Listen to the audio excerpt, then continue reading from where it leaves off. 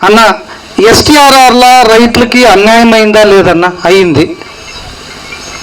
Centre state అంటాము, అన్యాయమైంది. ఇది నిజము. నీకు తెలుసు, నాకు తెలుసు, అందరికీ తెలుసు, ఇక్కడ వచ్చిండే రైతులకు అందరికీ తెలుసు. మీరు వచ్చేసి ఒక రేట్ ఫిక్స్ చేయండి. మీరే సభ పైన అందరూ పెద్దోళ్ళు ఉన్నారు, రేట్లు ఏమున్నాయో నాకు తెలుసు. అంతాగంట పుంజు జరగకూడదు. అంతాగంట ఇక్కడ ఒక పని స్టేట్ అన్న అయిపోయి, సెంటర్ అన్న అయిపోయి, ఈ పొద్దు మీరే వచ్చి నిలిపిస్తుంటా. మీ వెనక నేనుంటా, అందరూ ఉంటాం ఇక్కడ ఉండేవాళ్ళు. ఈ పొద్దు ఈడే మీరే నిలిపిడిచిపోవాలో, మీ వెనక మేము ఉంటామన్నా. ఇది రాజకీయ మొద్దు. సెంటర్ అన్నా ఇచ్చుకొని, స్టేట్ అన్నా ఇచ్చుకొని, మీరే ఈడందరూ అందరికీ ఏం రేట్లు ఉన్నాయని తెలుసు. ఈ రేట్ ఇస్తామప్ప, ఈ రేట్ ఇస్తే న్యాయం అవుతుందప్ప. ఇప్పుడు ఎన్ని కోట్లు పోతుంది అదంతా మాట్లాడేది వద్దు. వాళ్ళకి ఇంత ఇస్తే న్యాయం అయిపోయాలంటే 3 లక్షలు 4 లక్షలు ఇచ్చిండారు. దాన్ని వాళ్ళు పూడ్చుకోనే కూడా వెళ్తూ నేను ఎందరో దగ్గర మాట్లాడి ఇప్పుడు మాట్లాడాలని ఇక్కడ వచ్చిండారు అన్న. అది మీరు అడిగే పాయింట్ 100% కరెక్టే. దీంట్లో ఏమే ఒక సమస్య అంటే, ఎప్పుడు ఈ రోడ్డు ఎత్తేకి మొదలు ఈ ತರ ఇదే డిపిఆర్ చేస్తారో సెంట్రల్ గవర్నమెంట్, దానికి ఒక టెండర్ వాళ్ళదా ఇడిచింటారు, మనం ఇడిసలే, స్టేట్ గవర్నమెంట్ ఇడిసలే. ఆ టెండర్ ఇడిసేటప్పుడు ఇంక్లూడింగ్ ల్యాండ్ కాస్ట్ ఏముందో అది నువ్వు చేర్చి టెండర్ ఒక కాంట్రాక్టర్ టెండర్ ఇడుస్తారు. అది ఇడిసి ఇప్పుడు దగ్గర పడ ఒక 5-6 ఏళ్ళు అయిపోయింది అనుకుంటాను. కరెక్ట్ గా డేట్ తెలియదు, 5-6 ఏళ్ళు అయిపోయి ఉంటుంది.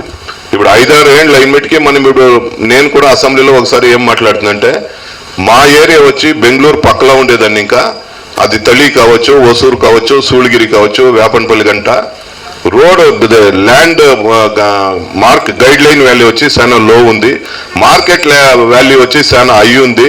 దయచేసి గవర్నమెంట్లో వచ్చి గైడ్ లైన్ వాల్యూని వచ్చి అట్లీస్ట్ మ్యాక్సిమం ఒక 50 లక్షలైనా చేస్తే బాగుంటుంది అని నేను మాట్లాడుతుంది. నా దగ్గర ఇదంతా మీకు ఇస్తాను. దానికి కొందరు అపోజిషన్ చేసిరి ఏడా అసెంబ్లీలా, ఇక్కడ కాదు. అసెంబ్లీలో ఏం చెప్తారంటే, మీ ఏరియా ఏమో డెవలప్ అవుతుంది, నీవు హైక్ చేయమంటావు, మా ఏరియా అంతా ఏమీ లేదు, మీరు అన్నప్పుడు చేస్తే తమిళనాడు పూరా చేయాల, ఒక ఏరియా ఎట్లా సెట్ అవుతుంది అట్లా అండి.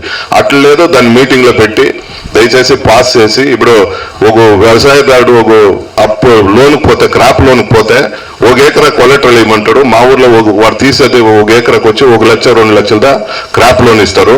అయితే అది గైడ్ లైన్ మార్కెట్ వాల్యూ వచ్చి 1 కోటి రూపాయలు ఉంది. 1 కోటి రూపాయలు సొత్తెత్తుకుపోయి 2 లక్షలకి మేము బ్యాంకులో వేయాల్సి పడుతుంది.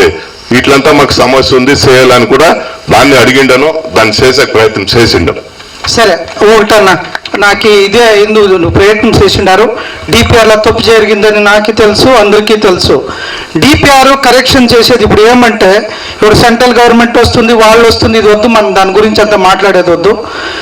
మీరు సభపై ఇంత ఇస్తే న్యాయం అవుతుంది, 1 కోటి వెళ్ళినా 2 కోట్లు ఇస్తే న్యాయం అవుతుందని తీర్మానం వేయండి. ఆ తీర్మానం నెరవేర్చే వరకు ఈ పని నడిచేది వద్దు. స్టేట్ అని అయిపోయి, సెంట్రల్ అని అయిపోయి, అది మాకంతా అనవసరం లేదు. మాకు ఇప్పుడు ఇప్పుడు వచ్చిండే రైతులు అంతా ఎస్టీఆర్ఆర్లో పోయిండే వాళ్ళే భయభీతితో వచ్చిండేది, అయితే ఇది సత్యము. ఇది మేము రిక్వెస్ట్ చేసేది ఏమంటే, ఈ వేదిక పైన మీరే వచ్చి నిలిపాడు. మీకే క్రెడిట్ ఉంది. నాది సెంటర్ ఇస్తుందో స్టేట్, వాళ్ళు స్టేట్ మా స్టేట్ సెంట్రల్ మాట్లాడుకొని మన తీర్మానం వేసిండేది, వాళ్ళు ఇవ్వాల్సిండేది మార్కెట్ వాల్యూ రూల్గా ఉండేది, మార్కెట్ వాల్యూ ఇవ్వాలని నిజము. ఇది స్టేట్ రికమెండ్ చేసిండేది గైడెన్స్ వాల్యూ పైన ఇచ్చిండారు, ఇది సత్యము. కంట్రోల్ లేదు. ఎలాంటి ఏమన్నా చెప్తే నడేలాది, ఆమెకి ఊరికే ఎలక్షన్ టైంలో ఏమో నేను చెప్పి ఇంకోటి అయ్యి అదంతా అట్లా మాట్లాడేకయ్యలే. అంటే ఇప్పుడు మాకేమి ఇదేమి లేవు, ఒక అన్యాయమైంది పోతుమని ఎవరు మూలకనో అలా మన జనప్రతినిధిలో ఎవరో తెలుసుకొని పోయే దాంట్లో ఇప్పుడు ఏమనేది అంటే, సెంట్రల్లో చెప్పినది క్లియర్ కట్గా, చూడప్ప మా మామకి ఆ తోట నేలిపోయింది, వాళ్ళకి 4 కోట్లు ఇచ్చిండారు, నాకు 4 లక్షలు ఇచ్చిండారు, ఏం అన్యాయం చేస్తే మేము ఓటమి లేదప్ప. స్టేట్ గవర్నమెంట్ రికమెండ్ ఇప్పుడు చేసిందంట, మేమేమైనా తొడేస్తే మీరు పుల్లే తొడేయండి అని చెప్పిండాడు. అదంతా ఊరికే, దానిపైన మీ ఇష్టం అన్నా, దానిపైన అదంతా ఊరికే.